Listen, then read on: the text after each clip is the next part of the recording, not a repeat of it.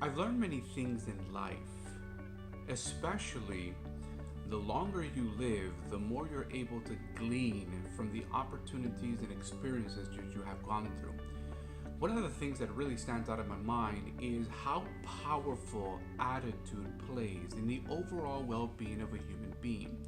Psychologists, psychoanalysts, doctors, medical doctors, whomever they are who study the human being have come to the conclusion, a very conclusive conclusion, that attitude plays a significant role in the way a person's life turns out. For example, if you have a negative attitude, every time I have a negative attitude, it affects everything. It affects my relationship with my family, it affects my relationship with my children, and in turn, it affects me in a negative way.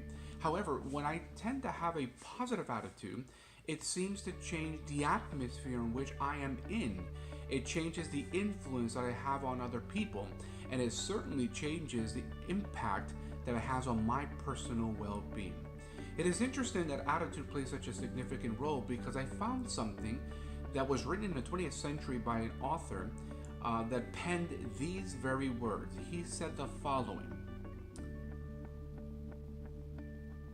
"The power to think as you wish to think is the only power over which you have absolute control."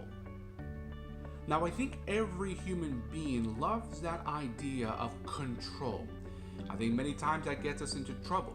But this idea of having the power to think what you want to think, you have absolute control, is a very fascinating idea because I have found in my life that it is true.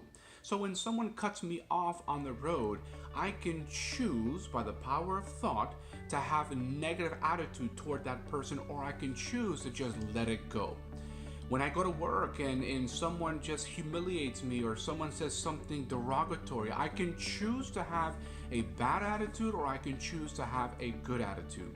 Now, many individuals have said and argued that that's not necessarily true. You know, you can't choose attitude, you can't determine attitude. It just happens. Life just happens.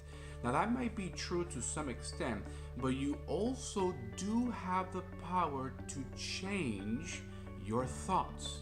You have that choice. God has given you that free will. And in fact, the book of Proverbs, chapter 17, verse 22, says something very interesting. It says, "A joyful heart is good medicine, but a crushed spirit dries up the bones." Now, I'm not a psychologist, nor am I a psychoanalyst, nor am I a medical doctor. I'm just a preacher. I'm just someone who likes the Bible and likes theology and things of that nature. But what I understand from the book of Proverbs, chapter 17, verse 22, is something very simple. You have a good attitude, it's like good medicine. It's like Robitussin. It's like the stuff that makes you feel fantastic, and it makes other people feel fantastic as well. Now, if you have a crushed spirit, a negative spirit, that's going to dry up your bones. That's going to dry up everybody else's bones, and that's not going to make you a person of influence. That's not going to make you a person that everyone wants to be around. So for 2018, do yourself a favor.